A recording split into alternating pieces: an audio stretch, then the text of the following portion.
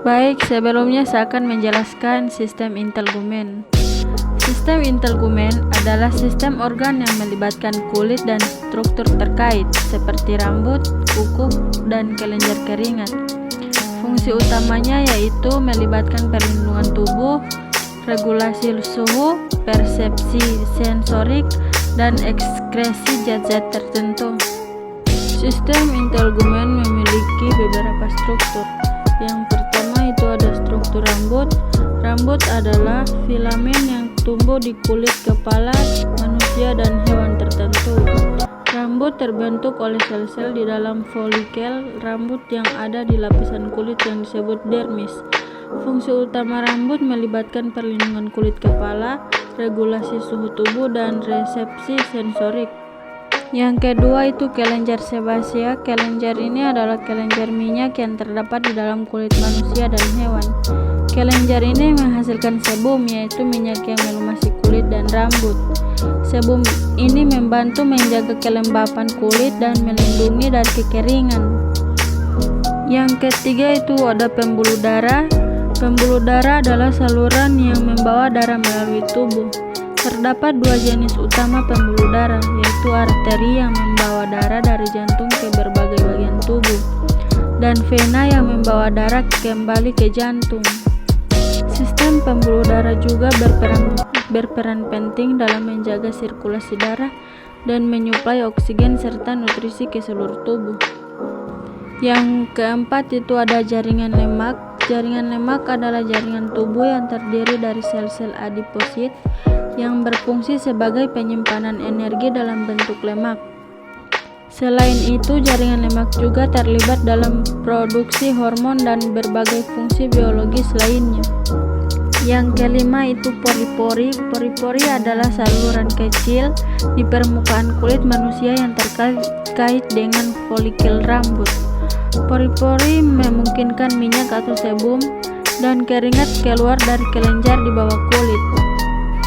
Yang keenam itu epidermis. Epidermis adalah lapisan luar kulit manusia dan hewan yang berfungsi sebagai pelindung utama terhadap lingkungan eksternal. Lapisan ini terdiri dari sel-sel epitel yang rapat dan membentuk penghalang untuk melindungi jaringan di bawahnya dari kerusakan dan infeksi. Yang ketujuh itu ada dermis. Dermis adalah lapisan kulit yang terletak di bawah epidermis. Lapisan ini mengandung berbagai struktur termasuk pembuluh darah, saraf, kelenjar keringat, dan folikel rambut. Dermis berperan penting dalam menyediakan dukungan struktural, menyuplai nutrisi ke epidermis, dan mengatur suhu tubuh melalui kelenjar keringatnya. Yang kedelapan itu ada jaringan ikat bawah saluran keringat. Jaringan ini merujuk pada lapisan jaringan ikat yang menyongkong dan melingkupi saluran keringat. Jaringan ikat ini membantu menjaga struktur dan fungsi saluran keringat yang merupakan bagian dari sistem kelenjar keringat yang terlibat dalam regulasi suhu tubuh dan ekskresi zat-zat tertentu. Yang kesembilan itu ada saraf. Saraf adalah serabut atau rangkaian serabut yang membentuk sistem penghantaran impuls listrik atau sinyal kimia dalam tubuh. Sistem saraf berperan penting dalam mengirim informasi antara berbagai bagian tubuh dan menyampaikan sinyal kepada organ dan otot untuk mengatur fungsi tubuh. Dan yang terakhir itu ada kelenjar keringat. Kelenjar keringat adalah struktur tubuh yang bertanggung jawab untuk memproduksi dan mengeluarkan keringat. Keringat atau cairan yang dihasilkan oleh kelenjar keringat berperan dalam menjaga suhu tubuh melalui proses evaporasi. Sebelumnya saya akan menjelaskan kelenjar endokrin.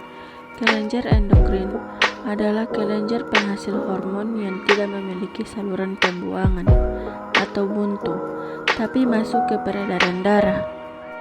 Kelenjar endokrin pada manusia terdiri atas beberapa kelenjar. Yang pertama itu ada kelenjar hipofisis atau pituitari, adalah kelenjar yang berada di bawah hipotalamus dan langsung berhubungan dengannya.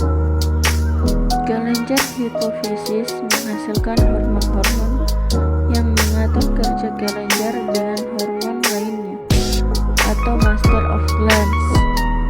Yang kedua itu ada kelenjar tiroid. Kelenjar tiroid adalah kelenjar gondok yang terletak di depan trakea di bawah jakun. Yang ketiga itu ada kelenjar paratiroid.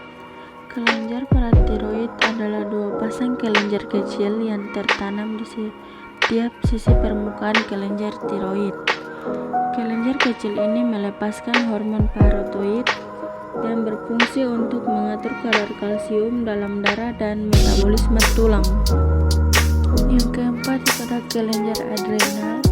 Kelenjar adrenal atau suprarenalis adalah kelenjar yang terletak di atas ginjal dan berbentuk seperti topi.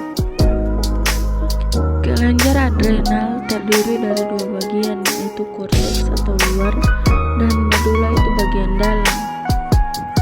Yang kelima itu ada kelenjar pankreas. Kelenjar ini bertanggung jawab untuk memproduksi insulin dan glukagon. Kedua hormon ini memiliki fungsi untuk membantu dan mengatur konsentrasi glukosa dalam darah.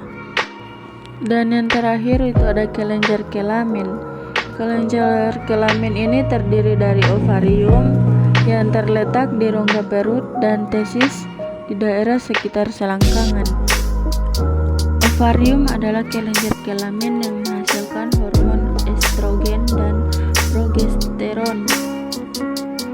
Dan testis adalah kelenjar kelamin yang menghasilkan hormon testosteron atau androgen. Nah, jadi fungsi sistem endokrin itu bertanggung jawab untuk mengatur berbagai fungsi tubuh melalui pelepasan hormon seperti metabolisme, tubuh kembang, fungsi dan reproduksi seksual, tekanan darah, nafsu makan, dan siklus tidur.